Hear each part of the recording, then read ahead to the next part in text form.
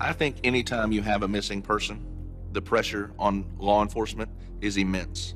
Not so much from the community, but you have a family that's missing a daughter, and they wanted to find her. We had the payphone call, which still wasn't enough. Then we kind of had to chase down what Sidney Moorer told the police to find out what was true and what wasn't true. During this time frame, we also started beginning looking for surveillance footage along 814 and Mill Pond Road. When you look at a map, it's immediately clear that driving Highway 814 and Mill Pond Road is the quickest way connecting Peachtree Landing and Tammy and Sidney Moorer's house. In fact, they're only 4 miles apart. So right up here is a surveillance camera that captured the image of a truck that looked very much like the one owned by Sidney and Tammy Moorer driving towards Peachtree Landing. There's nothing else at the end of that road but Peachtree Boat Landing and Heather Elvis. Heather's phone dies, and then you see the truck immediately coming back across the same two cameras, heading back to the Moore's residence. So assuming that whoever was doing this was roughly driving the speed limit, they only had about 60 seconds at Peachtree Landing to do whatever they were going to do and get back on this road in time to be captured by those surveillance cameras at 3:45 a.m. At the time, Sidney Moorer and Tammy Moorer owned a 2014 Ford 150 truck. Horry County Police Department found there was only one, and it was Sidney Moorer, who also happened to be the only person that lived that close to the landing owning that truck. Once investigators discovered that apparent link between Heather's disappearance and Tammy and Sidney Moorer, they pay a visit to their house. Originally, when the officers showed up at Tammy and Sidney Moorer's house on December 20th of 2013, they noticed that there were cameras up outside the house. The goal after they saw that security system was to get a search warrant. However, once they went back, they found out that the surveillance system in there was a new system and that it had not recorded anything on December 18th of 2013. They had no idea what was on the new system, but they knew that out of an abundance of caution, they needed to seize that system. Investigators also scoured the Moorer's black pickup truck looking for clues, and they made an important discovery. It was a brand new F-150, fully loaded, had all the bells and whistles. In this truck was a GPS navigation system. We learned that it was possible to disengage this system, and that's exactly what they did. It's like a camera SIM card. You push down, it'll pop out. When you take it out, warnings will show up all over your vehicle. So it could not have been a mistake. It had only been taken out once, and that was the night she went missing.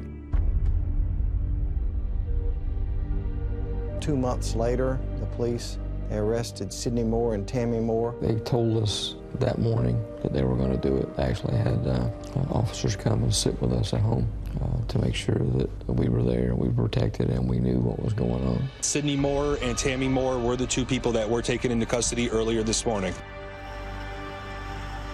The breakthrough in the case came from a discovery made by Elvis's father. He says after he looked up her cell phone records. That number, the parents telling ABC News, belonged to 38-year-old Sidney Moorer.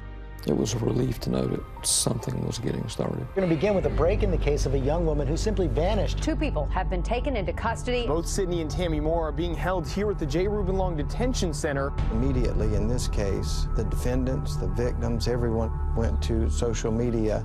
It was like wildfire. It spread exponentially in a matter of hours. What began as a case dividing two families who lived just 5 miles apart quickly consumed the entire town. At this point, it seemed like everyone had an opinion. It seemed the whole town took sides. This was probably the first case where the social media took on a life of its own. I don't think anybody had seen anything like this case.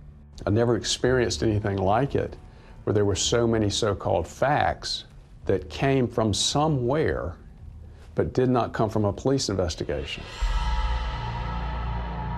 The state asked for and the judge granted them a gag order. The order prohibits all parties, including defendants, prosecutors, and law enforcement agencies, from speaking to the media. And because of the severity of the alleged crime, Tammy and Sidney Moorer were denied bail and sent to jail for almost 12 months. We then had another bond hearing in February of 2015. At that time, Judge Dennis decided to allow them to be out on an ankle monitor. It was just a very traumatic time, so we were in a fog. Prosecutors decided to try Sidney and Tammy separately. So Sidney goes on trial first in 2016 for the kidnapping of Heather Elvis.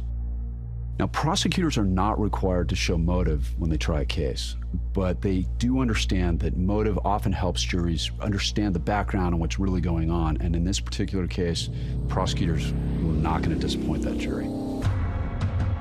In the weeks before Heather Elvis goes missing, she puts on noticeable weight. A fellow co-worker at the Tilted Kilt, which provides the uniforms to the employees, mentions that her bra size goes up.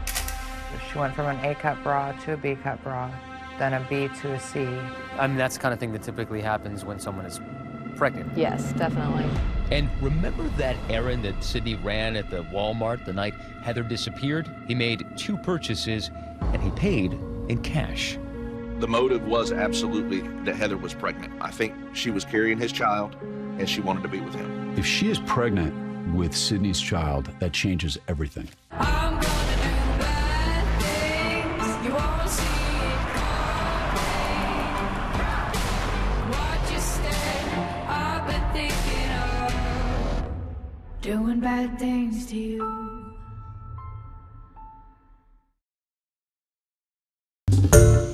Hi everyone, George Stephanopoulos here. Thanks for checking out the ABC News YouTube channel. If you'd like to get more videos, show highlights, and watch live event coverage, click on the right over here to subscribe to our channel, and don't forget to download the ABC News app for breaking news alerts. Thanks for watching.